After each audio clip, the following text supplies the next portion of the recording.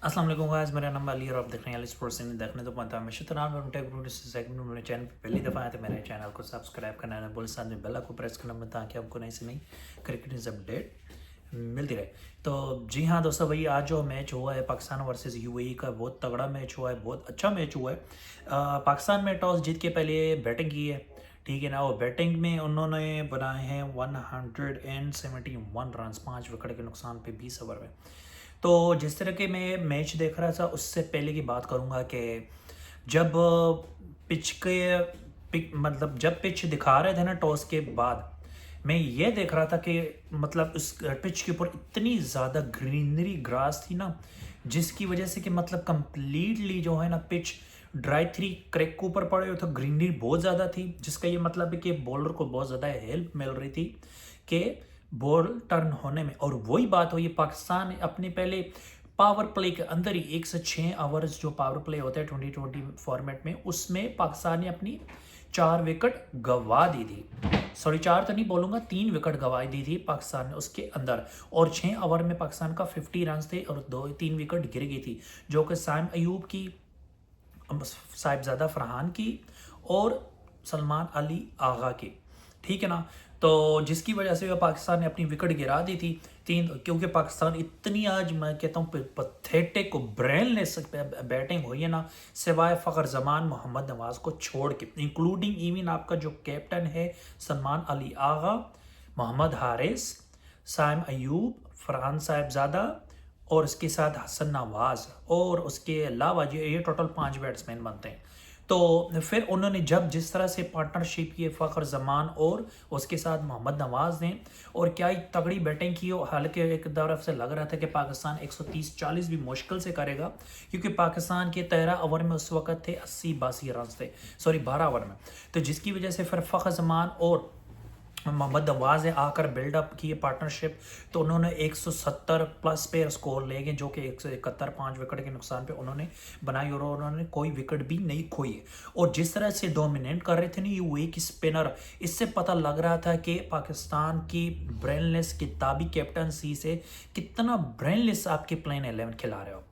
क्योंकि आप अगर देखा जाए तो आपको यूएई को देख कर भी सीख नहीं मिलती ना, और इसके अलावा आपको अफगानिस्तान को भी देख कर नहीं सीख मिलती कि अफगानिस्तानों ने, और इंडिया की बात कर लो, श्रीलंका की बात कर लो, बांग्लादेश की बात कर लो, ठीक है ना आप। लेकिन आप लोगों को किताबी वही किताबी प्लेन 11 के हिसाब से लेके प्लेन 11 बनानी, और मुझे समझ नहीं आती कि आप फ़हीम अशरफ को किस बेस पे डाल रहे हो, उसको कोई तो नहीं बनती, ठीक है ना।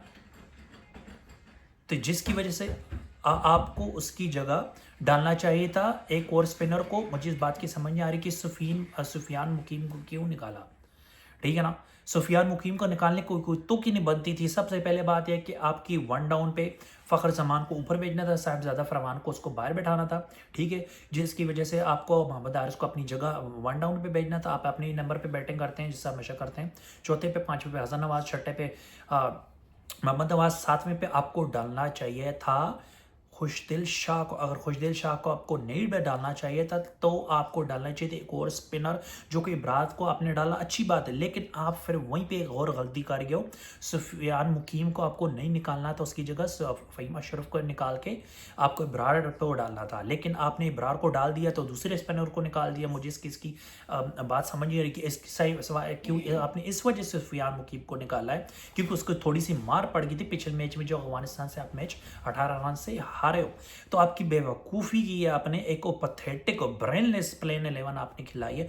और हमेशा आप, और ऊपर से आज बैटिंग जो इतनी गंदी बैटिंग की, वो भी आपने यूएई के खिलाफ आपने गंदी बैटिंग की, आपने डोमिनेट करने दिया ऐसी बॉलिंग पिचों पे। ठीक है, बॉल रुक के आ रही थी, वो मैं समझ आ रही है, उसमें कोई शक नहीं है, क्योंकि ग्रास बहुत ज़्यादा थी, क्रैक भी पड़े हुए थे, क्योंकि धूप की वजह से बहुत ज़्यादा स्पिनरों को, बॉलर को हेल्प मिल रही थी। लेकिन आप स्कोर भी कर रहे थे, लेकिन आपकी विकेट साथ बहुत ज़्यादा जल्द से जल्द गिर रही थी, तो जिसकी वजह से आपने बेवकूफ़ी की है। अच्छा, उसके बाद अगर बात की जाए तो पार्टनरशिप भी, तो ये आपको क्रेडिट देने चाहिए फ़खर जमान मोहम्मद नवाज को, जो कि उन्होंने आकर बिल्डअप पार्टनरशिप की, और आखिरी 2 ओवर में पाकिस्तान ने 40 रन बनाए हैं, जिसकी वजह से 170 प्लस पे स्कोर चला गया। और thanks to Fakhar Zaman Mohammad Nawaz once again, ठीक है ना। तो फिर जब बॉलिंग की बात की जाए तो जब यूएई की बैटिंग की आई है, ठीक है ना, तो यूएई ने बैटिंग की है तो एक वजह से लग रहा था कि यूएई जो है ये कंप्रिहेंसिवली ये मैच आज का जीत जाएगा, इजीली जो मैच जीत जाएगा, ठीक है ना। तो जिसकी वजह से ये लग रहा था कि वो कंप्रिहेंसिवली मैच जीत जाएगा, क्योंकि उनकी 106 ओवर में कोई विकेट नहीं थी, उनके सिर्फ स्कोर थे तकरीबन 36 से 37 रन थे उनके, और उनकी कोई विकेट भी नहीं गिरी हुई थी। तो जिसकी वजह से ऐसा लग रहा था कि वो आराम से जो है मैच को जीतेंगे, लेकिन उन्होंने मैच को हार गए मैच, क्योंकि पाकिस्तान ने फिर बॉलिंग अच्छी कराई है। इब्रार अहमद ने, अगर आप सुफियान मुकीम को भी ना निकालते, वो भी अच्छी बॉलिंग करता, हो सकता है मैच और भी आप जल्दी जीत जाते और एक तरफा मैच आप हराते, और आपने हराया मैच, लेकिन एक तरफ से मैच फंसा हुआ था देखा जाए तो, क्योंकि उनकी तकरीबन उनका अब जिस तरह से बैटिंग की है इस बंदे ने, मैं नाम लूँगा इसका, अलीशान शारफून ने उनसे 68 रन बनाए 51 बॉल पे। उसने थोड़ा स्लो खेला क्योंकि विकेट ऊपर नीचे 4 यूवी की विकेट गिर गई थी। उसने 4 छक्के 4 चौके में लगाया, ऑलमोस्ट 134 का स्ट्राइक रेट रहा उस बंदे का, ठीक है ना। तो उसके अलावा बात की जो तो किसी ने इसने स्कोर बनाया, इसके बाद ध्रुव प्रसाद ने उसने 18 रन बनाए 15 बॉलों में। तो पाकिस्तान की बैटिंग की बात की जाए तो उसमें आपको पढ़ के सुनाओ तो 16 रन फरहान साहिबजादा ने, ठीक है ना। साइम अयूब ने 11, फ़खर जमान नॉट आउट रहा 77 रन पे, सलमान अली आगा 7 पे, मोहम्मद आरिश 14 पे, हसन नवाज़ 4 पे, 37 मोहम्मद नवाज़ नॉट आउट रहा। तो जिसकी यह आपको एक किस्म से तरीके से आपको फ़ोन नंबर बता रहा हूँ, जिस तरह के फ़ोन नंबर होते हैं, ठीक है ना। तो एक किस्म का फ़ोन नंबर है।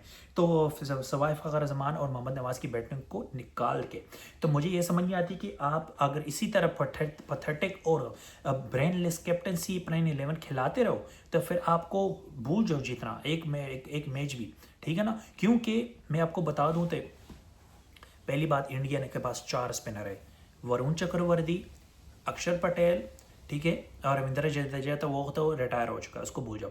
वरुण चक्रवर्ती, अक्षर पटेल, कुलदीप यादव, 3 स्पिनर हो गए, कहते हैं 3 स्पिनर, और चौथा कौन है, वाशिंगटन सुंदर। 4 स्पिनर लेके जा रहा है, 2 ऑलराउंडर वाशिंगटन सुंदर और अक्षर पटेल के साथ, और इसके अलावा उनके पास जो 2 मेन स्पिनर कुलदीप यादव और दूसरा वरुण चक्रवर्ती, ठीक है ना, ये प्रॉपर स्पिनर है। उसके अलावा श्रीलंका की बात की जाए, हसरंगा हो गया, वनिंदु हो गया, ठीक है, और तेक्षाने हो गए, कितने हो गए, 3 स्पिनर हो गए, ठीक है ना, और श्रीलंका की भी हो गए। उसके अलावा बांग्लादेश की बात की जाए तो मेहदी राज हसन, ठीक है। उसके अलावा मुझे इसका नाम नहीं आता स्पिनर, अच्छा, जो अभी पीछे इस साल पीएसएल भी खेल रहा था, वो भी अच्छा है, दाढ़ी वाला, वो भी अच्छा स्पिनर। उसके अलावा एक और भी अच्छा स्पिनर, मुझे भी इसका नाम नहीं आता, लेकिन बांग्लादेश के 3 स्पिनर हो गए। उसके अलावा बात की जाए तो अपना इसकी अफगानिस्तान की 4 स्पिनर है, राशिद खान खुद है, मुजीबुर रहमान है, 2 हो गए, कि नूर अहमद 3 हो गए, और चौथा गजनफर, ठीक है ना, गजनफर को डाल के, और इसके अलावा एक और भी उनका मोहम्मद नबी ऑलराउंडर है, 5 होगा, और छठा एक और भी अशरफ नाम का है। टोटल 6 स्पिनर उनके पास, सबसे ज़्यादा स्पिनर अफगानिस्तान के। और आपको पता है कि अफगानिस्तान जो हमेशा अपनी बॉलिंग से डोमिनेट करती है, और ओपनर की बैटिंग अगर उनकी चल जाए तो चल जाए। उनमें से है 3 बैट्समैन ऐसे खेलने वाले, रहमानुल्लाह गुरबाज, इब्राहिम जदरान, ठीक है ना। उसके अलावा बात की जाए तो मोहम्मद नबी तीसरा, और चौथा राशिद खान खुद। ये 4 में से 3 भी चल जाए ना तो उनकी स्कोर इजीली खड़ा कर सकते, टोटल बड़ा स्कोर कर सकते। और फिर जब उनकी डिफेंडिंग पे करने पे स्कोर रन की बारी आए ना, फिर वो सब जो उनके जिस तरह स्पिनर वो सब लोगों को खा सकते हैं। उन्होंने पाकिस्तान जैसी टीम को नहीं छोड़ा। तो फिर बाकी इंडिया के खिलाफ उन्होंने पीछे सीरीज जब इंडिया जाकर उन्होंने 3 मैचेस की खेली तो उन्होंने स्कोर और सुपर ओवर में टाई कर दिया था, सुपर ओवर तक ले गए थे। आप खुद सोचे इस चीज़ का। और फिर ये तो है भी, और दुबई की पिचेस भी कम्प्लीटली डिफरेंट होगी शारजा से, आपको बात जहन में रखनी पड़ेगी, क्योंकि दुबई में ज़्यादा धूप पड़ती है।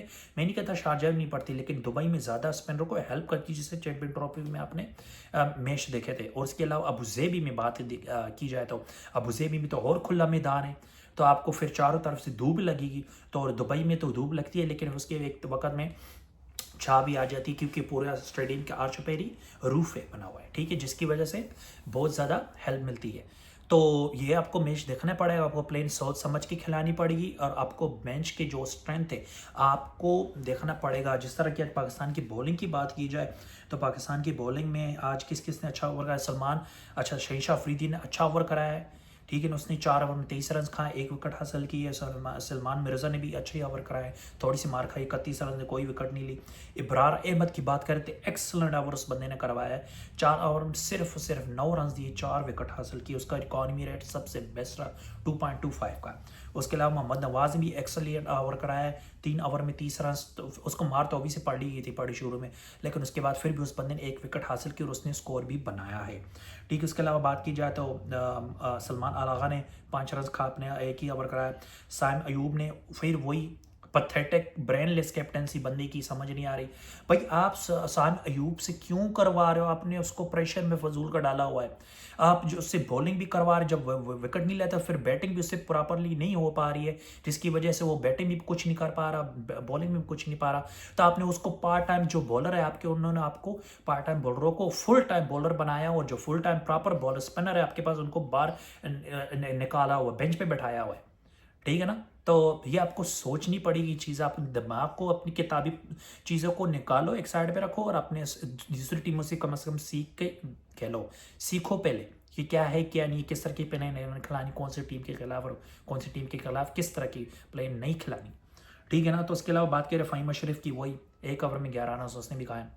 तो इससे अच्छा यही कि आप सुफियान मुकीम को ना निकालते, तो आज 2 स्पिनर ऐसे होते तो सुफियान मुकीम का हो सकता है थोड़ा सा और वापस फॉर्म में आ जाता, विकेट ले लेता आज 1-2 आदि, तो जिसमें फिर आगे एशिया कप में जाके, और आप ये मत बोलो आपका फाइनल आगे अफगानिस्तान के साथ दोबारा तीसरा मैच खेलना है, क्योंकि आप पहला मैच अफगानिस्तान से जीता, अफगानिस्तान दूसरा मैच आप हार गए हो, अब तीसरा मैच फाइनल, और फाइनल में आपको टक्कर का मैच अफगानिस्तान दोबारा देगी, और आपको अपनी इज्जत और अपने मुल्क की इज्जत बचानी पड़ेगी अगर फाइनल जीतना है तो। और आपको प्रॉपरली प्लेन 11 में एटलीस्ट 2-3 स्पिनर खिलाने पड़ेंगे। मोहम्मद नवाज ऑलरेडी आपके पास है, इब्रार अहमद को आपने आज के मैच में सिर्फ डाला है, ठीक है ना, 4 मैचों में से, और सुफियान मुकीम को भी ऐड करो, फ़हीम अशरफ को बाहर करो, और फ़खर जमान को ओपनर पे भेजो, साहिबजादा फरहान को बैठा दो, और हारिस को अपने नंबर पे 1 डाउन पे भेजो। तो ये आपकी प्लेन 11 होनी चाहिए, क्योंकि अफगानिस्तान आपको फाइनल में नहीं छोड़ने वाला, और फिर उसके बाद आपने अफगानिस्तान इंडिया के साथ बंगला उसके साथ अपने एशिया कप में भी खेलना, और जो कि थोड़ा टाइम रह गया। और आज क्या तारीख होगी, आज तारीख होगी 4, और पीछे कितने रह रहेंगे 5। ठीक है ना। आपको बहुत सोच समझ के क्रिकेट खेलनी पड़ेगी अगर आपने आगे जाके प्रोग्रेस करना है, खेलना अच्छी क्रिकेट खेलनी है और अपने मुल्क का अपना नाम रोशन करना है। तो और उम्मीद है आप लोगों को वीडियो पसंद है, वीडियो पसंद है लाइक कमेंट शेयर सब्सक्राइब जरूर कीजिए चैनल को, ताकि आपको ऐसी नई क्रिकेट न्यूज़ अपडेट भी मिलती रहे। अपने बहुत सा ख्याल रखिएगा, नेक्स्ट वीडियो में मिलते हैं।